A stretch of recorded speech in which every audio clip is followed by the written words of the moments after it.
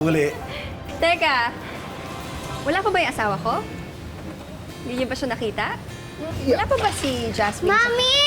Ay, Ayan na! Ayan yung alaga ko! Hi, baby! Halika na, bilis! Mwah! Mami, tingnan mo! Na-perfect ko yung score ko kanina sa quiz! Wow Yeah! naman! O, tinan mo. 10 over 10! Perfect! Galing-galing mo talaga. Manang-mana ka talaga sa akin. Galing-galing mo. Oh, Yaya. Diba? Tingnan mo Uwi naman na. yan. Ang galing mo naman. Tali-talino mo. Ang tunay kong kayamanan, ang rason kung bakit ginagawa ko ang lahat ng to. Ang anak at asawa ko.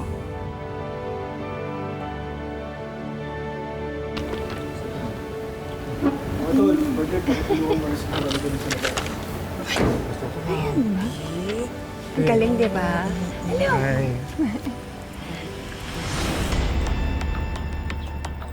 Oh! Sino nagbigay sa'yo ng chocolate? Si Mami Veronica po.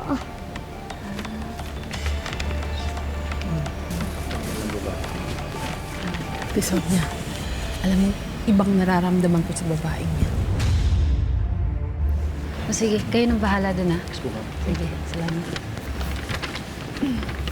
Veronica, gusto mo magmerienda? Yaya, may merienda ka dyan, di ba? Teka lang, binabasa ko pa exam. Paayos muna. Hindi ko naman alam na kasama mo yung asawa ko. Nakita kasi ako ni Kuya na namimigay ng mga flyers dun sa kanto, kaya sinabay niya na ako. Ikaw ba nagbigay ng chocolate sa anak ko? Oo. Kasi kanina niya pa inaawitan yan, di ba? Ang sabi niya kasi, pinagbabawalan mo daw siya sa chocolates. Bata naman, kaya pinagbigyan ko na. Bakit may problema ba? Meron. Yaya.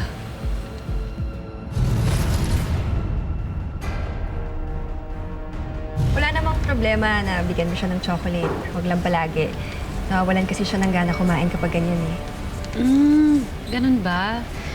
Siguro, ganun talaga yung mga bata kapag hindi nasasarapan sa pagkain. Aba naman! Ang galing ng alaga ko. Hindi kaya, sarap-sarap kaya ng luto ng misis ko. Alam mo, gutom na nga ako. Sarap-sarap. Yaya! Ikaw? Quincy! Bakit? May Ano? bata. Ano, ha? Tsaka alam mo ba? Ano ka naman yun eh? Baka mo.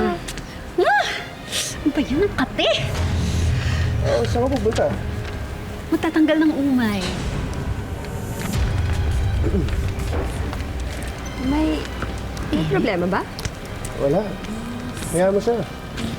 Ganyan lang talaga yan. Basta tayo happy. Maraming salamat sa pagsama sa ating istorya sa Tadhana. Nakaka-relate ka ba sa ating mga bida? Nako, i-comment mo na yan para sa iba't ibang kwento na punong-puno ng pag-asa at inspirasyon. Mag-subscribe na sa GMA Public Affairs at YouTube channel. I-click na rin ang bell button para lagi kang updated sa pinakabagong storya ng Tadhana.